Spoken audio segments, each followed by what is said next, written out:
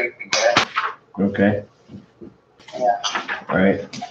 We'll let a few more people join up here, and then we'll get started on it. Okay.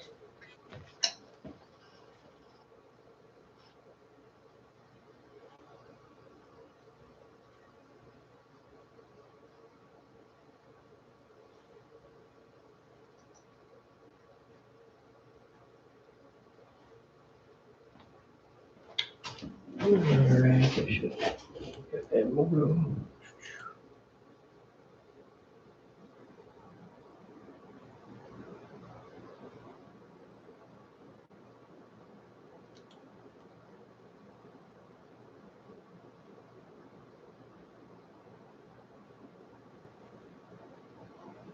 Okay.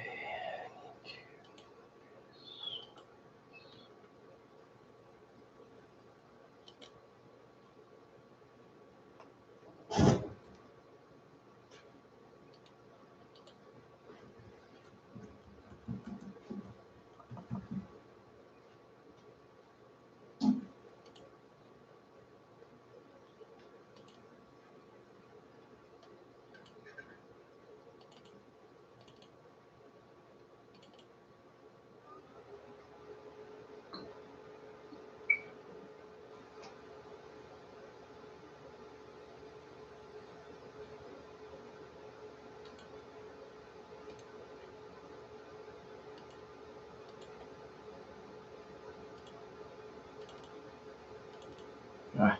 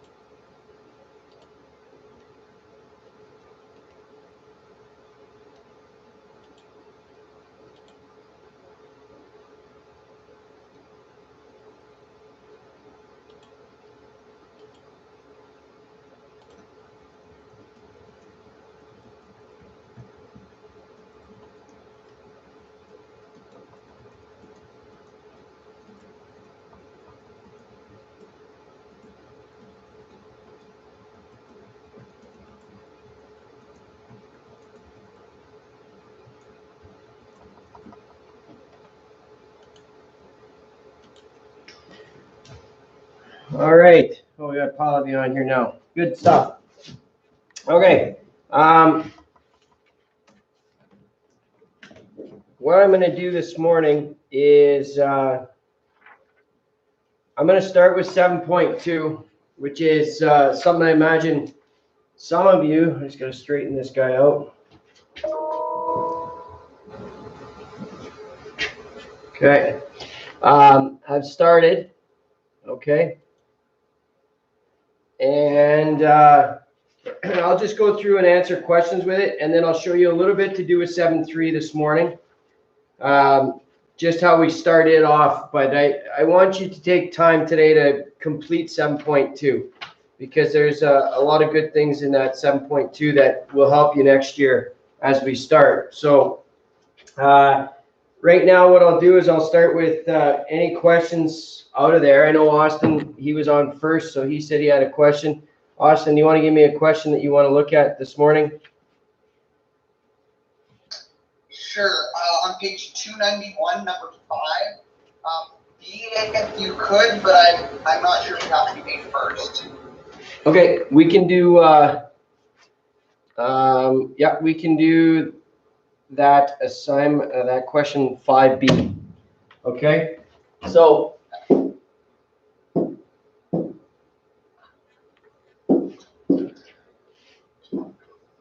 So where we want to end up with is, so this is x minus 1 squared plus 5. So we want to end up with the absolute value of negative x minus 1 squared plus 5. So what I want to do then is, again, to me, the easiest thing to do is to graph the original first. So to graph the original, the first thing I want to do is, because it's a quadratic, I want to identify the vertex. So let's start with the vertex. So the vertex in this question is 1 and 5. So 1, 1, 2, 3, 4, and 5. So when it comes to graphing parabolas, my thoughts are I'm going to graph the one coordinate to the right and the one coordinate to the left because I need 3 coordinates and they're on the same plane. Now, theoretically, I could go through and I could do my intercepts, but in this case, I'm not going to.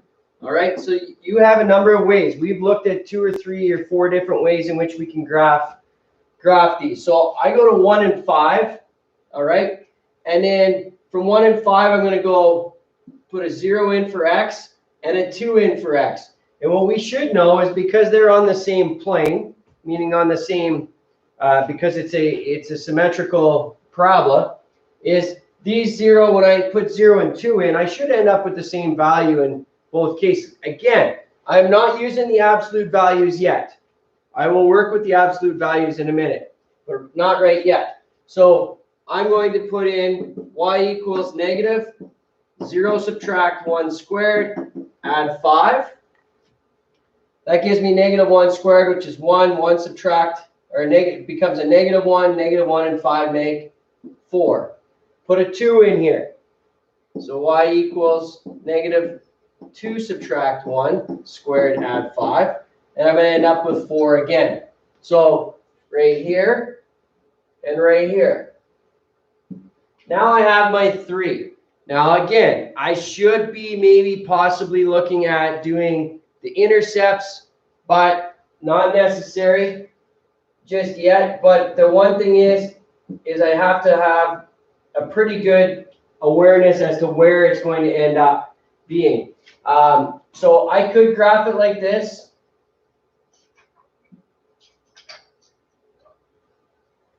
So that would be my original graph. So that would be the graph of negative x minus 1 squared plus 5.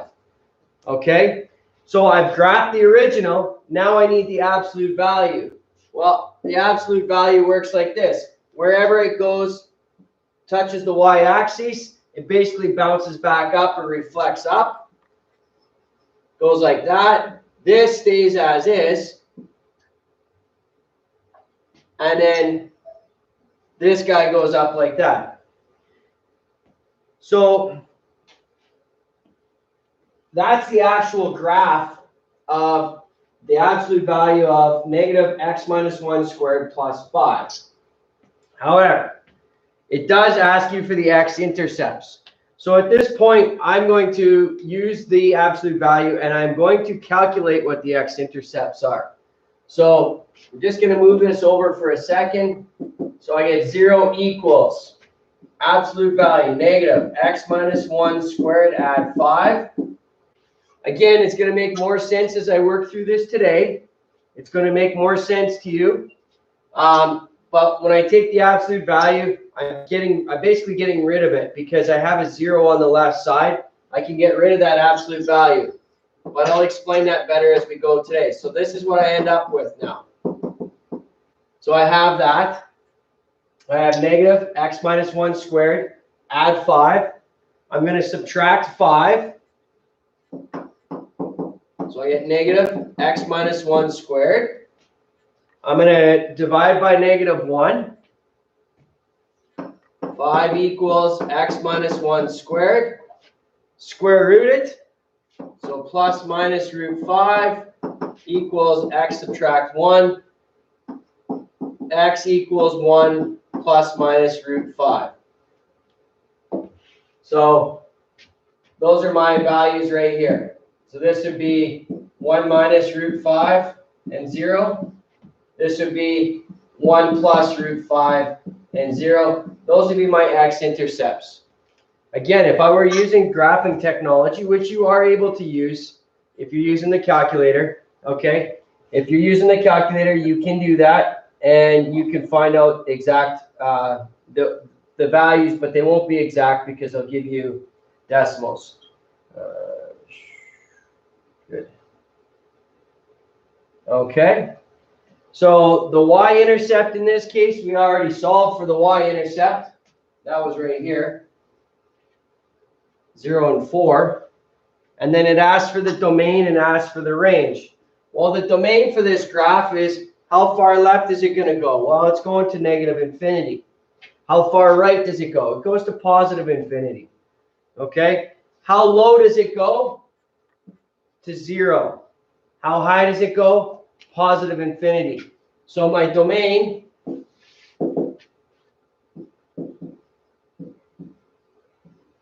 is that. My range,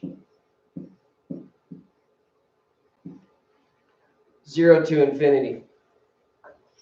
Okay, thank you. Okay? No problem. All right. Other questions? Anybody else want to add in before Austin gives another one here? Does anybody want to add in a question that you would like to see this morning?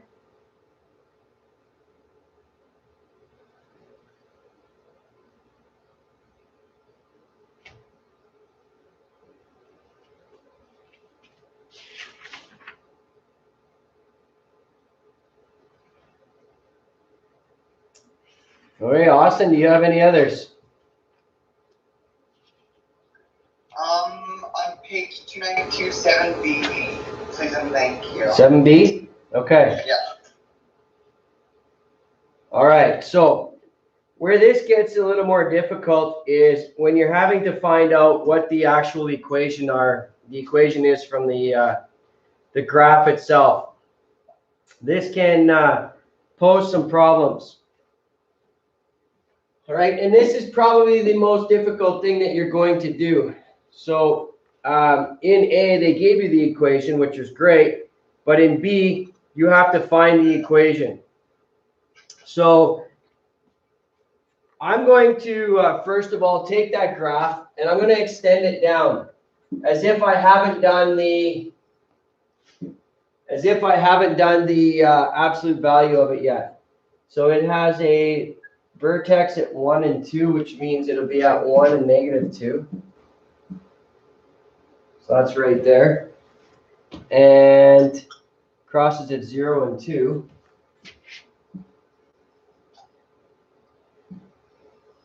Is it always the vertex that you flip and not the arms?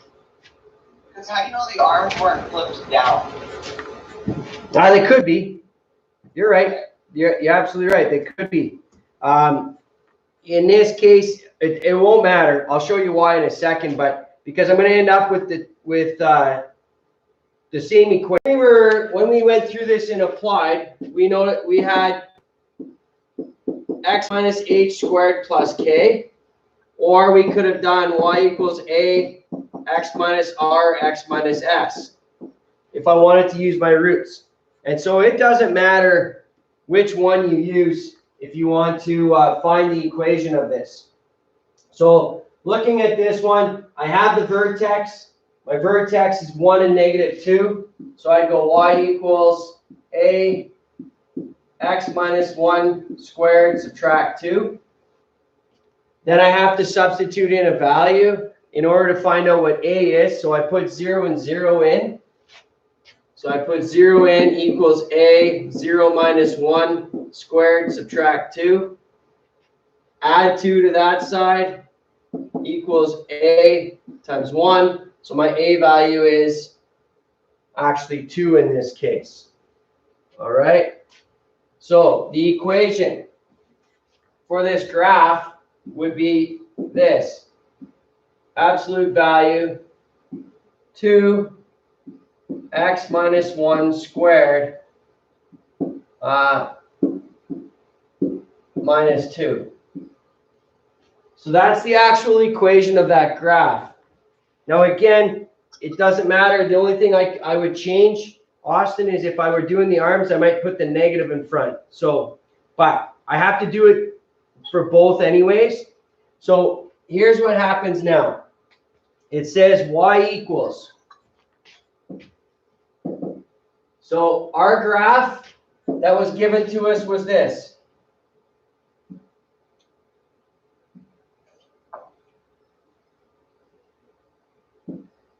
And I have to determine using the piecewise, which parts I'm using from each, okay? So if I use the positive one, that would be all the red one here, all right? That is 2x minus 1 squared, subtract 2. This is, in all honesty, this is one of the hardest things for me to explain, to be honest with you, to kind of get it across to you. So I'll do the best I can. I kind of almost do it as if the more practice we get, the better off we're going to be. So equation is this, all right? So if it's this one where it's the red right here, okay? Which part of the red did I use right up here? Well, I use the branches. I use these arms here. So that's for x is less than or equal to 0, and x is greater than or equal to 2. So if I use the red as my example, I use this part of the red right here, and this part of the red right here. Okay? Now what I do is I simply put a negative in front of all of that. So I go negative, I'll put a square bracket here, 2x minus 1 squared minus 2, and pointed down. Okay, that would be the equation of the graph that opens down now. All right, so if that's the equation of that graph that opens down, what part of it did I use? Well, I used between 0 and 2. So 0 less, whoops, I don't want to put equals in there because I've already used it. So 0 is less than x is less than 2. All right. Okay, thank you. Okay, so it's not like I said, this is the most difficult thing you're going to have to do in this section, I think, is working with finding the actual equation. And then all you got to do is once you find one of the equations, so like I said, you could have used the green one or you could use the red one. It doesn't matter which. All you got to do is put a negative in front of it, and they're actually the same equations both ways. Okay? All right? So that probably is the toughest thing that you would have to do is on 7B, is write a piecewise from a graph that's given to you in which you don't know the actual equation yet. All right? Okay. So that kind of takes care of that. Like I said, I really want to see you get through and do all of that, at least up to the connect in 7.2 for tomorrow. It's an important one. You're going to see it a few times, so I want you to make sure that you've got it done correctly. Okay? All right. So I can come back to 7.2 in a bit. I do want to go through some of 7.3 in order to just to introduce it today. I will go through it more in depth tomorrow, but today I want to introduce it to you. So the best way for me to show what 7.3 looks like, and as an analogy basically to you as to how this works, is if you're given a what would be an example here? Something like this. If I was given this, x plus 2 squared is equal to 36, let's say. Okay, this is something that we've done. All right, and I said, okay, you have different methods in which you can solve quadratic equations. One of them would be to complete the square. Another one's factoring. The third one would be doing your, just give it a second here, a little glitch. So in this one here, what I'm doing is, all right, I need to solve for x. So what I gotta do is I gotta take the square root of both sides, all right? So that ends up being x plus 2 equals, and then I would get plus minus 6 over here, right? There was always that possibility of getting a plus 6 or a minus 6. So then I would subtract 2, So I get negative 2 plus minus 6. So x would be equal to negative 8 or plus 4. So up to this point, that's what we've done. We worked with quadratics. When we completed the square, we moved it to the one side, we took the square root, and then we simplified it. And of course, we get a plus minus on there, okay?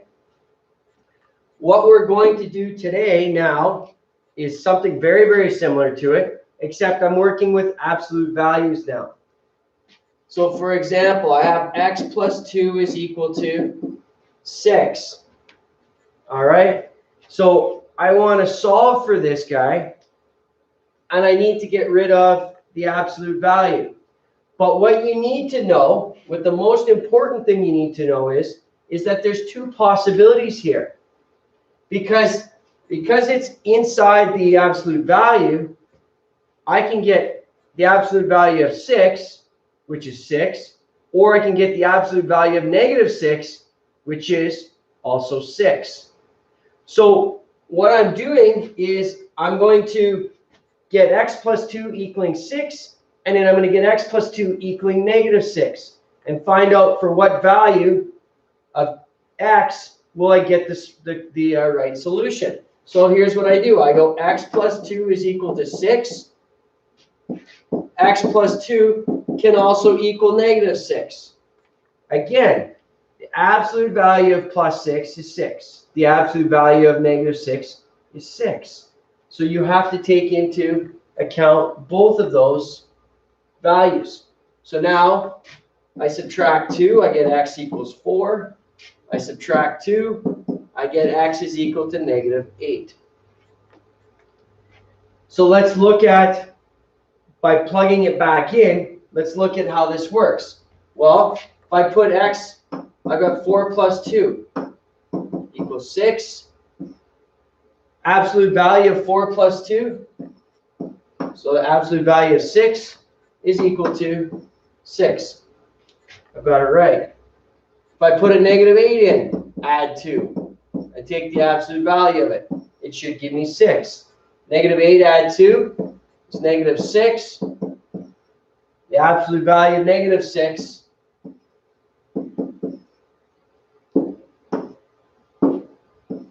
is 6. So when you're solving these equations, when I'm solving these equations, I have to do it for the positive and I have to do it for the negative in order to get the right solution here. Okay, so let's have a look at example 1 on page 298.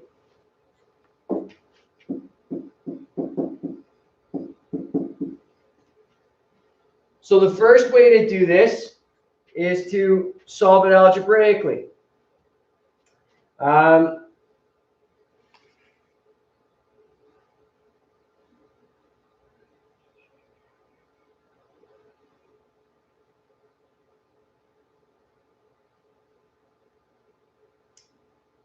just looking, hold on a second here.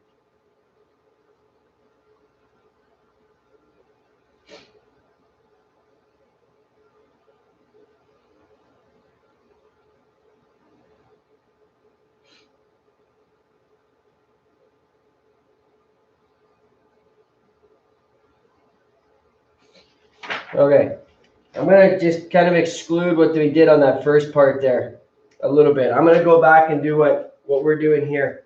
And then I will come back and I'll talk about the kind of piecewise looking information there. Okay, so I have x plus 3 is equal to 8. All right, and then I have x plus 3 is equal to minus 8. Okay, so subtract 3, x equals 5.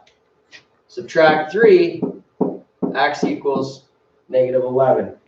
So my two solutions for this graph are 5 and negative 11.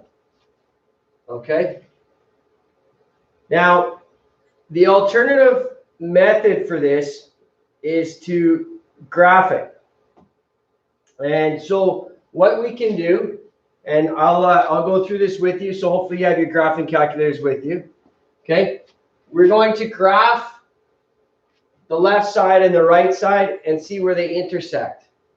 Okay, so what I want to graph then is y1 is going to be the absolute value of x add 3, and y2 is going to equal 8.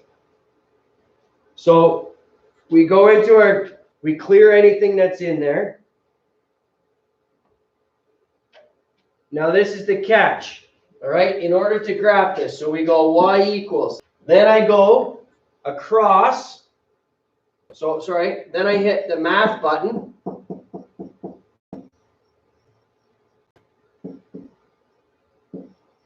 I go to the right one, and you'll see that there's an absolute value there. So I hit enter on absolute value.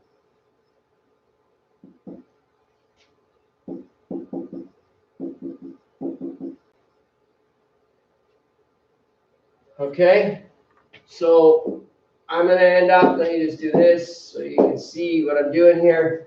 So y1 equals absolute, bracket, x add 3, close your bracket. So that's what your y1 is going to be. Question, comment? Okay. All right. And then my y2 is going to equal 8. So the other thing that we have to remember, every time we're using our calculator, in order to see it, one of the things that we probably want to do is change our window. So I'm going to change my window again.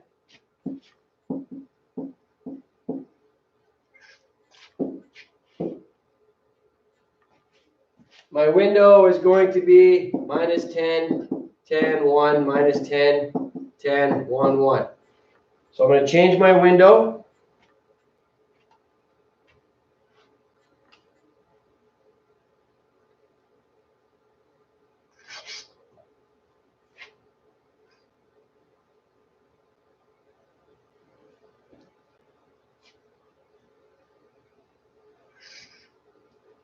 Okay. Now I had a problem. Because of my window, I wasn't not able to see far enough left. So how do I change that? Which part of my window am I going to change? My X minimum. I'm going to change my X minimum here to minus 15. So this is X min, X max, X scale, Y min, Y max, Y scale, and X res. Okay, so I changed it to minus 15. Now I can see the whole graph, and I see that there's 2 intersection points. All right, so my graph looks like this.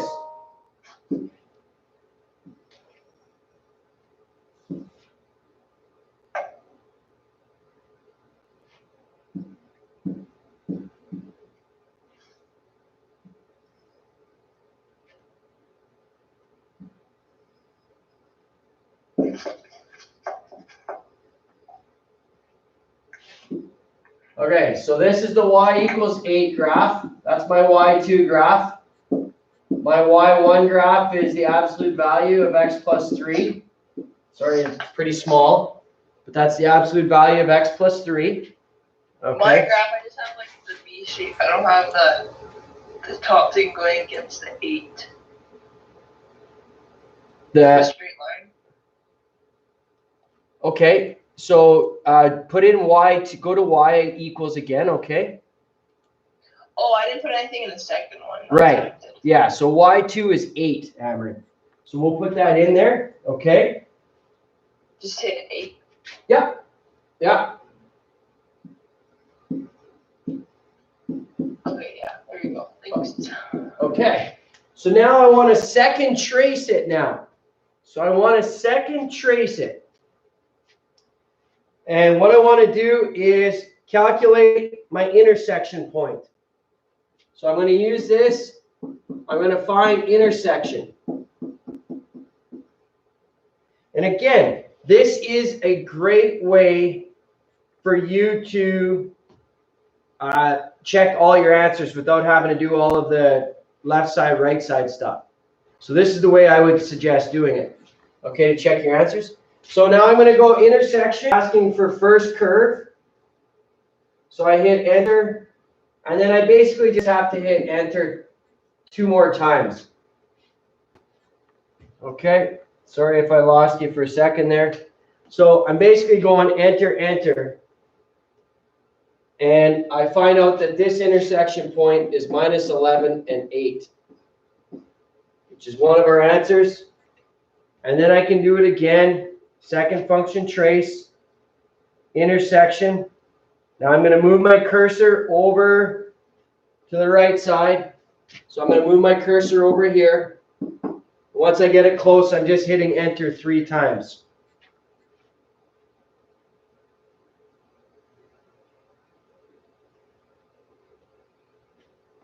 And I get 5 and 8.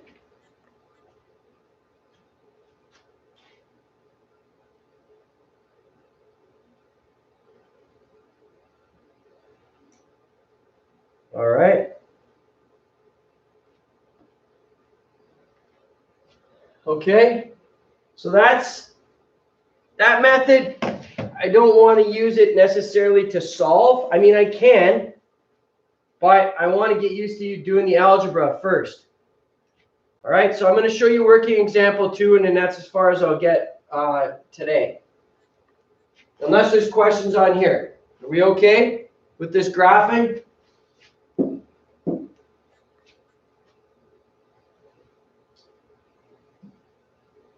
Now we got the math absolute. We put our in absolute, x plus 3, y equals 8, and then graphed it over here. Okay. All right. So let's look at example on 299. So I've got 3x plus 2.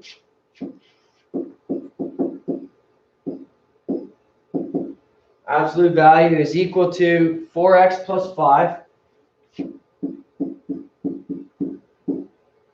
So now,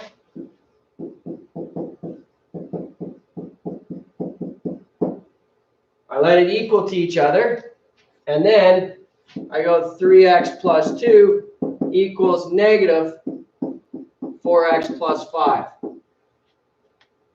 So notice I have put the negative in front of the entire bracket there.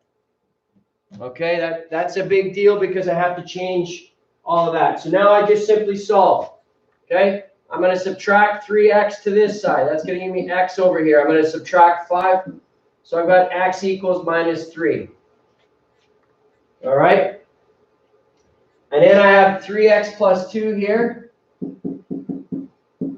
Is equal to negative 4x subtract 5. Add 4x over to here, that gives me 7x. Subtract 2 to go over here, that gives me negative 7.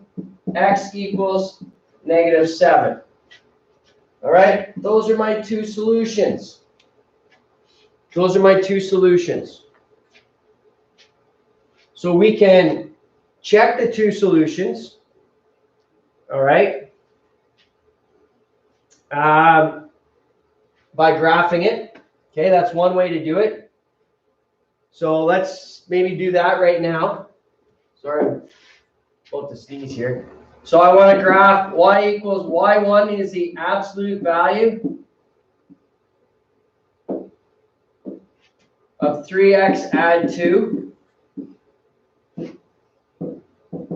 Y2 is 4x plus 5. Make sure. Okay, so we need to graph both of those now. So go back to y equals. I'm leaving my y1, that absolute part, I'm leaving it in there. I'm just changing what's in the bracket. So 3x plus 2, close the bracket. and then I have 4x plus 5, and hit enter. So my y1 is absolute value 3x plus 2. My y2 is 4x plus 5. And then I hit graph.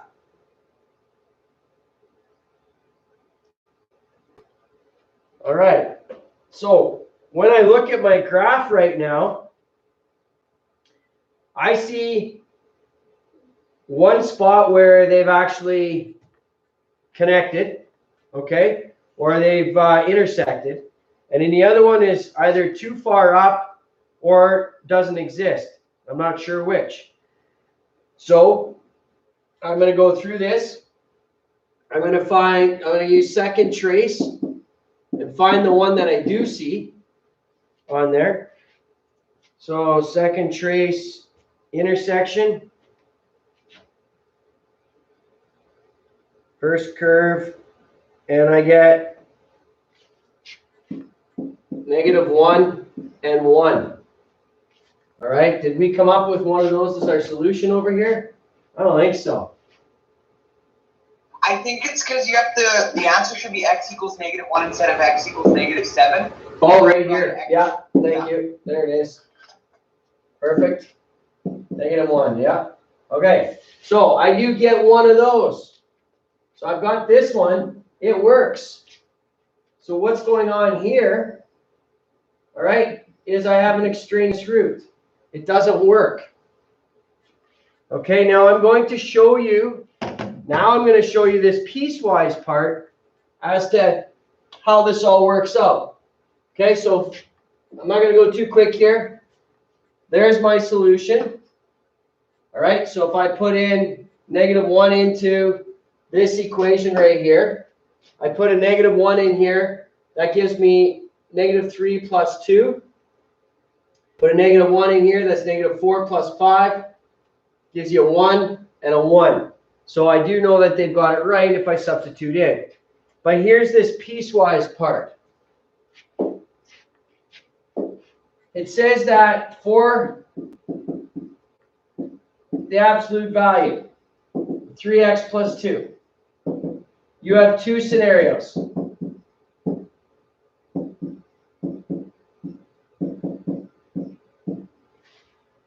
You have two scenarios. Scenario 1, and again, this has to be greater than 0. So I go 3x plus 2 has to be greater than or equal to 0. 3x has to be greater than -2. X has to be greater than -2/3. Okay? So this is where they're putting this in. And then I got -3x plus 2.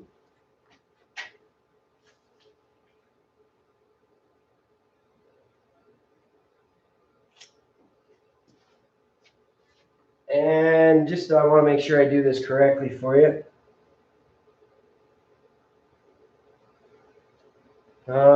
So then I have x is less than -2/3. So it has to satisfy both of these. Sorry, or one of these. Okay, so I'm not going to, I can use this. So if I'm following through in my book right now, just following through, I've got 3x plus 2 if x is greater than or equal to -2/3. -3x plus 2 if x is less than -2/3. We worked out x equaling 3 and x equaling -1. So the value of x equaling 3 does not work. The value of x equaling -1 does work. It satisfies the condition x is greater than or equal to -2/3, so that's no. And then x is less than -2/3, which is yes. So the -1 works for this guy right here, because -1 is less than -2/3. When I worked this one out, I got -3. It did not satisfy that it was greater than that. So that's another way to do it. But for me, I am not so concerned about this as I am solving first graphing second, and finding your solution. To me, that's the easiest way to do it. All right.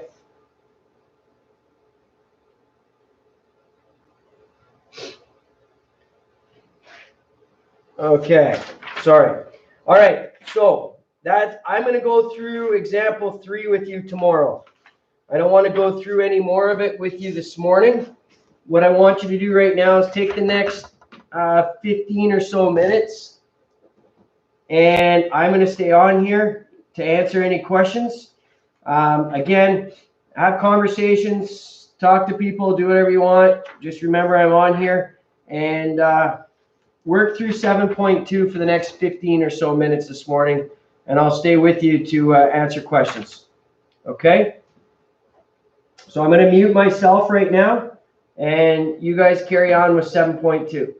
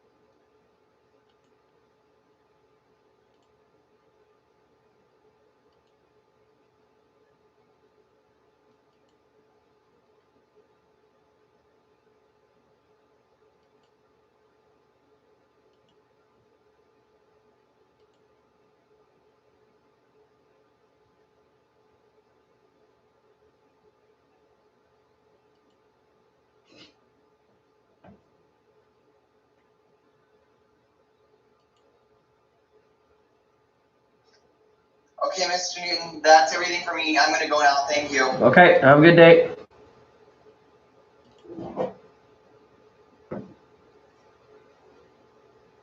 Sounds good. Have a good day.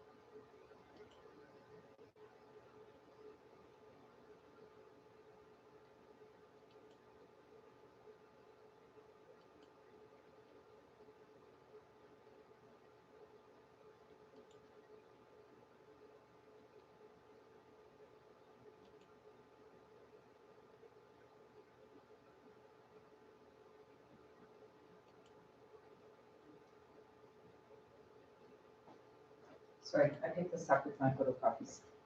Oh, okay. David's.